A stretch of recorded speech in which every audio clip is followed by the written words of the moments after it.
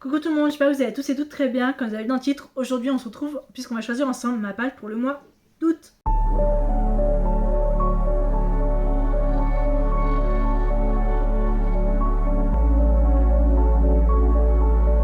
Déjà deux petits points, enfin trois petits points techniquement avant que la vidéo commence. Point numéro 1, cette vidéo sort le 30 juillet pour l'unique raison que le mois d'août commence vendredi. Et vu que j'aime bien en général préparer ma vidéo avant le premier de chaque mois pour pouvoir lire le premier de chaque mois, cette vidéo sort donc ce mercredi là. Voilà, sort aujourd'hui, voilà. Parce que si je faisais cette vidéo, vu que je fais mes vidéos le dimanche, c'est-à-dire que dimanche on est 3 août, j'aurai 3 jours de retard. Voilà, et ça ne convient pas du tout avec mon cerveau, avec moi. Donc c'est pour ça que cette vidéo sort aujourd'hui. Deuxième petit point, il y a des travaux en face, des travaux derrière chez moi, des travaux dans l'immeuble. Donc si au cours de la vidéo vous entendez des bruits de fond, c'est possible que ce soit les travaux. Voilà. Troisième petit point, il s'agit du pot à pompe et il y a 2 ou 3 petits points dans ce gros point.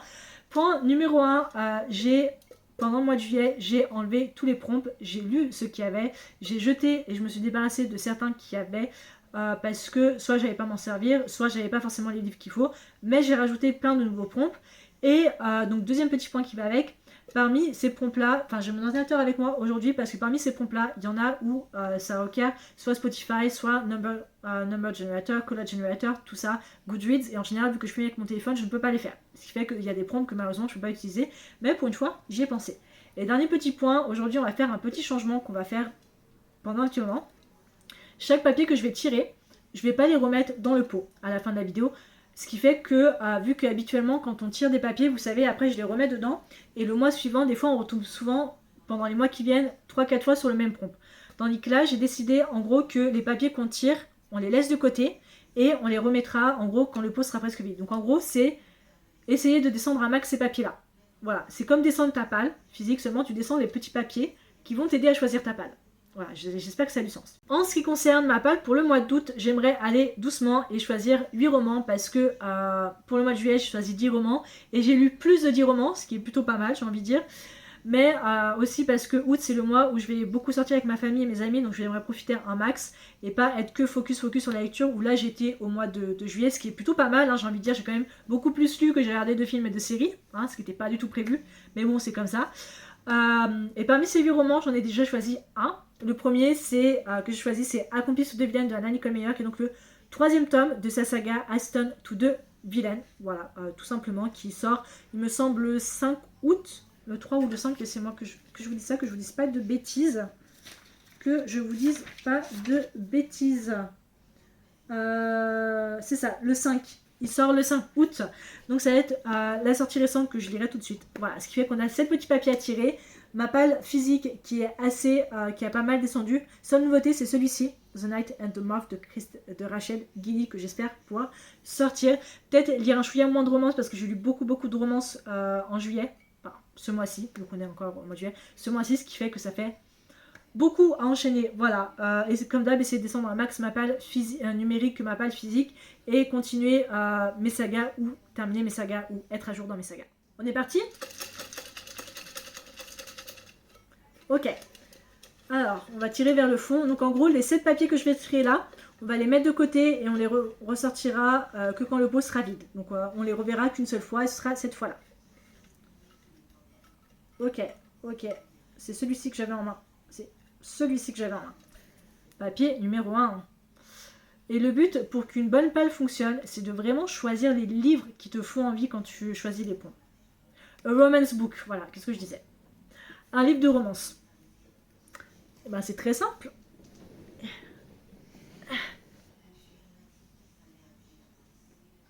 Wild Eyes de Daisy Silver. Wild Eyes, c'est le tome 2 de sa saga Rose Hill, qui est sa saga en cours actuellement. Hop. Qui est Small Town Cowboy Single Dad Romance. En gros, la saga Rose Hill, alors il y a du cowboy aussi un peu parce que bon, c'est voilà, contre ça, mais aussi parce que c'est que Single Dad, c'est-à-dire que tous les romans de la saga Rose Hill, c'est sur des pères célibataires. Et dans ce tome-là, on va suivre Weston Belmont, qui est donc le frère de notre protagoniste féminine qu'on a pu découvrir dans le tome 1, et Skylar Stone, qui est une chanteuse de country. Et je n'en sais pas plus et je ne veux pas plus en savoir. J'ai adoré, j'ai beaucoup aimé le personnage de West qu'on a découvert dans le tome 1. Ils ont beaucoup mis en avant un peu son histoire et tout, sa relation avec ses deux enfants. Et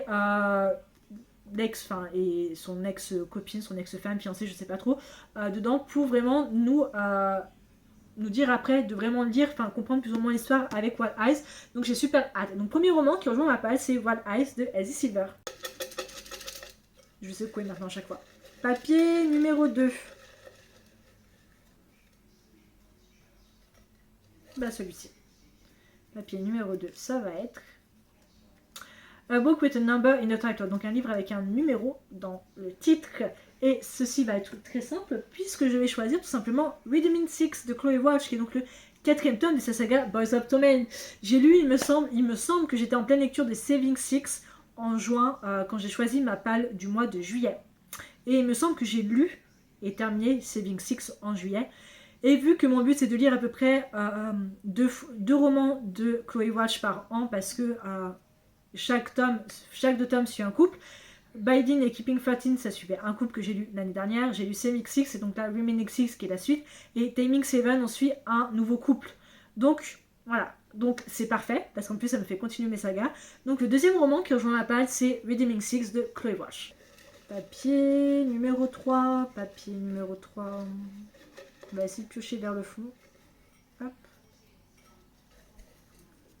Papier numéro 3, ça va être... Je m'excuse pour la luminosité, un coup il y a du soleil, un coup il n'y en a plus. Ok, a book that does not start with the. Donc un livre où ça commence pas par the ou le, hein, vu que c'est en français. Donc je peux faire One Side, Curse for True Love, Kitayama et Minamiya, Sun Affection. Ou je peux faire un livre sur ma Kindle. Donc en vrai j'ai le choix déjà entre tous ces 4 là. Wild Side, en vrai je peux le garder de côté parce que j'ai déjà Wild Eyes. J'avais dit moins de romance. Je pense, de toute façon il faut que je le sorte, hein. Mais en fait j'ai peur de tomber sur un autre pompe avec ça et me dire, je me cherche des excuses, je sais. Non bon, de toute façon il faut bien que je le sorte à un moment donné. Je vais sortir Curse for True Love de Stephanie Garber, qui est le 3e et dernier tome de sa saga, de sa trilogie Once Upon a Broken Heart. Et je pense que ça va être le premier roman que je vais lire directement dès vendredi. Je vais m'attaquer à celui-là dès vendredi, voilà. Parce qu'il faut que je le sorte. J'ai très envie de terminer. Mon but c'était de terminer vraiment cette trilogie avant Alchemy of Secret qui sort en octobre, qui est donc son nouveau roman, que j'ai déjà précommandé, bien évidemment. Voilà. Donc oui, voilà. En fait, j'ai vu tellement de retours pas très positifs dessus que ça me fait peur et je me dis, si je le lis pas maintenant, je pense que je le lirai jamais, je vais devoir abandonner la saga. Donc dommage. Donc ouais. Donc 3e roman qui rejoint la page, c'est Curse for True Love de Stephanie Garber. Pompe numéro 4, papier numéro 4, on va prendre celui-ci, le petit. C'est celui-là qui me fait envie. Hop. Pompe numéro 4, ça va être On Your 2025 Reading List, donc qui fait partie de ma Reading List de 2025. Je vais chercher mon carnet, je reviens tout de suite. Ok, j'ai mon ancien carnet de lecture où j'ai noté tous les livres que je dois lire pour 2025 et tous ceux que j'ai déjà lus. Ce qui est plutôt pas mal, j'en ai lu 1, 2, 3, 4, 1, 2, 3, 4, 5, 6, 7, 8, 9, 10, 11, 12, 13, 14, 15. J'ai déjà lu 15 livres. Franchement, sur 25, ça va, j'ai littéralement lu la moitié. Alors, qu'est-ce que j'ai qui me reste ? Tac. Red Rising, j'ai enlevé parce que j'ai pas aimé. Pardon. Alors, j'ai Onyx Storm de Rebecca Yarros que je pourrais faire. Fearless de Lauren Roberts que je pourrais faire. Quicksilver de Kelly Hart que je pourrais faire, mais j'attends qu'il sorte en VF, donc ça ne fonctionne pas. Je pense que je vais faire, mais en même temps, je vais prendre à la médiathèque un palais de flammes et d'argent de Sarah J. Maas, comme ça je serai à jour dans la saga. Voilà. Ce qui est fort possible que l'année prochaine je vais essayer de relire la saga Throne of Glass, mais j'aimerais au moins essayer d'être à jour sur une saga où je pourrais faire It's in His Kiss. Mais j'ai déjà 3 romans en anglais, ce serait pas mal que j'ai un roman en français. Donc ce qu'on va faire, c'est que le 1, 2, 3, 4, 4e roman qui rejoint ma palle, c'est Un palais de flammes et d'argent de Sarah J. Maas. 5e papier. Tout petit. 5e papier, ça va être A Popular Book, donc un livre populaire. Je pense, je vais faire un tour sur ma keynote, je reviens vers vous. l'un des livres populaires que j'ai. En vrai, il y en a deux. Il y a Shatter Me de Tahereh Mafi. J'avais lu le tome 1 il y a quelques années, avant sa ressortie en France, très clairement. Et j'ai jamais continué, mais c'était plutôt pas mal. Mais je pense que je vais lire mon deuxième choix, Onyx Storm de Rebecca Yarros, mais là en français. J'ai lu le tome 1 et 2 en anglais. Et en fait, c'était tellement gros à lire en anglais que j'avais pas envie de lire le tome 3, j'avais presque envie de l'abandonner. Mais j'ai vu des retours très positifs sur le tome 3 et je l'ai aussi en audiobook sur mon Spotify. Donc en vrai, je pourrais jongler entre Kindle et audio si vraiment des fois c'est trop dur pour moi. Donc 1, 2, 3, 4, 5. Le cinquième roman qui rejoint la palle, c'est Onyx Storm de Rebecca Yarros. Sixième et avant-dernier petit papier. Hop, celui-là. Ça va être... Oh yes, less than 400 pages. Moins de 400 pages. Et je vais choisir un manga pour pouvoir souffler tous ces romans. Je vais lire le tome 12 de Sunny Affection de Suo Moshida chez édition Akata dans la collection Medium. C'est un manga. Les mangas font 194-192 pages au total, ce qui est vraiment pas beaucoup si on oublie tout ça. Il me reste que ça. Voilà. Donc ça va être parfait parce que j'ai quand même pas mal de livres en VO et très peu. Je crois que j'ai 3 livres en VO. 4 livres en VO. Non, j'ai 3 livres en VO et 3 livres en VF. Donc en vrai, ça va. Donc prochain roman, slash manga qui rejoint à PAL, Sunny Affection. On est parti pour le 7e et dernier petit papier. Attention. Super, je coince ma main. On va aller vers le début. Ouais, attendez. Celui-là.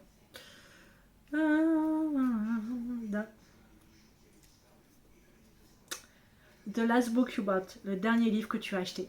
Je vous en ai parlé vite fait, mais je vous ai pas montré la beauté du livre. Attention, je crois que c'est mon plus beau livre que j'ai. The Night and the Moth de Rachel Gillig, excusez-moi. Regardez-moi cette beauté. Le livre, l'objet livre est juste, mais bon, il n'y a pas de Jasper Jones. Magnifique. Rachel Gillig, c'est l'autrice derrière la duologie The Shepard King qui a écrit Wonder Widow, Twisted the Crown. En français, c'est une fenêtre sur les rêves, l'enfer, je sais plus. Je vous mets la couverture juste là. Et ceci, c'est le premier tome de sa nouvelle saga qui s'appelle The Stonewater Kingdom. Je sais pas si c'est une duologie, une trilogie, je sais pas du tout. Qui est un peu plus adulte, il me semble, puisque on va suivre... alors, je vais essayer de faire comme je peux. Hein. Sybil Deling qui a passé 9 années de rêver à ne pas rêver du tout. C'est-à-dire qu'elle est une... comment on dit, diviner, c'est un peu une... pas une médium, mais une divinatrice. Voilà. C'est une divinatrice et en gros, dans ses rêves, elle reçoit des visions de 6 figures qui se voient pas, qui s'appellent comme des omens, c'est des... des omens, des présages, voilà, comme des présages, et à partir de là, elle peut prédire des choses terribles avant qu'elles arrivent, et en gros, les lords, les princesses et tout ça parcourent leur pays pour lui rendre visite et découvrir un peu leur destin, et alors jusqu'au moment où elle et ses sœurs divinatrices sont à la fin de leur service, un mystérieux chevalier arrive à la cathédrale, parce qu'elle passe leur vie dans la cathédrale. Il est mal poli, méchant, hein, très clairement, mais diaboliquement beau. Voilà. Le chevalier Roderick n'a aucun respect pour les visions de Sibyl. Mais quand les sœurs divinatrices de Sibyl disparaissent une à une, elle n'a pas d'autre choix que lui demander son aide pour les retrouver. Va alors arriver un monde au-delà de la cathédrale pour un périple affreux, hein, je suppose. Seuls les dieux ont les réponses qu'elle cherche, mais alors qu'elle aimerait beaucoup éviter, hein, Roderick, malheureusement, seul un hérétique peut défier un dieu. Voilà. Ça a l'air vachement intéressant. Ça a l'air très violent aussi, d'après ce que je sais. Ça a l'air assez dur. Et je sais aussi que les gens étaient genre, mais je veux la suite. Pourquoi ça s'arrête sur un cliffhanger malade. Voilà. Déjà, juste... Cette carte est tellement belle. Cette carte est magnifique. Et puis même, je veux dire, l'objet, regardez, les chapitres. Sentez de chapitre. Genre, chapitre 1, Six Maiden Upon a Wall. Genre, c'est quoi la dernière fois que vous avez vu un titre pour un chapitre? Moi, ça fait très longtemps. Et je sais que c'est un roman pas trop long, il fait 385 pages, il me semble, 85 pages.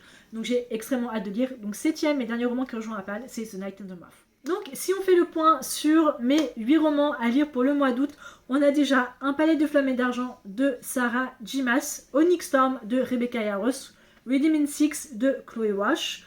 On a ensuite The Night and the Moth de Rachel Gillig, Thunder Fiction de Suo Moshita, Wild Eyes de Elsie Silver, A Cause for True Love de Stephanie Gerber et enfin Un complice de vilaine de Anna Nicole Meyer. Donc voilà, c'est tout pour cette vidéo pile à lire. J'espère vraiment que la vidéo vous a plu, croyez-le ou non. Ça fait 2h30 que je suis devant mon téléphone à essayer de filmer. Horrible, horrible quand tu n'arrives pas à choisir les livres qu'il te faut, quand il y a un truc qui va pas. En fait, quand il y a un truc qui va pas, moi je coupe tout et je me dis non, c'est pas bon, faut que je recommence. Ou s'il y a un livre qui me plaît pas, je me dis non, faut que je recommence ma page, j'aime pas du tout ma page. Alors que c'est juste un livre, hein, finalement, je pourrais juste retirer un papier et tout. Mais ça ne fonctionne pas, voilà, c'est comme ça que mon cerveau fonctionne. C'est bizarre. Dans tous les cas, je suis très contente des livres que j'ai à lire. Je pense que pour The Night and the Moth, je vais peut-être vous faire un reading vlog parce que j'ai vraiment envie de découvrir l'écriture de Rachel Gillig à travers ça. J'ai vraiment envie de partager avec vous mon expérience parce que je pense que ça va être vraiment un livre incroyable. Puis en plus, le temps qu'il fait vers chez moi, genre il pleut, il fait froid, il fait 21 degrés, c'est l'automne. Les gars, c'est l'automne chez moi. J'étais dehors, j'écoutais ma playlist Spotify d'automne parce que c'était un temps d'automne alors qu'on n'est pas en automne.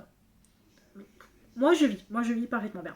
Donc voilà, dans tous les cas, j'espère que la vidéo vous a plu, je vous retrouve la prochaine fois pour une prochaine vidéo. Ciao.